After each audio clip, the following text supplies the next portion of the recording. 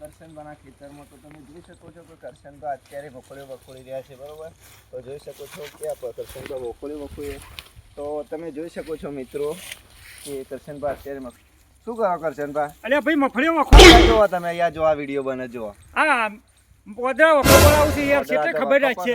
પણ તમે જોઈ શકો છો કે મિત્રો અત્યારે કરશનબા કોમેડીમાં આવી છે, તમે જોઈ શકો, તમે ઓળખતા હશો કે એમની ચેનલ જીજીઆર દાતા છે, બરોબર? તો તમે જોઈ શકો છો કે અત્યારે ખેતરમાં આવીને મગફળી વખોડવા. તમે શા માટે મગફળી વખોડી રહ્યા છો? અરે આખો દાડો ભૂંડ અને ઓદરા વખો પડાવે છે ભાઈ. તમે મિત્રો આ કરશનબા, બરોબર?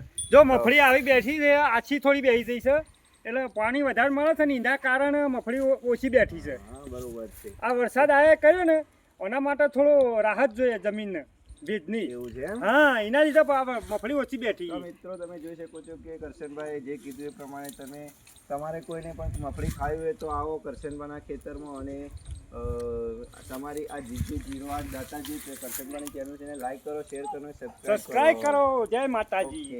જય માતાજી. આવજો તાને. ઓકે આવજો. અભી નિકલते और करशनबा उसके खेतर में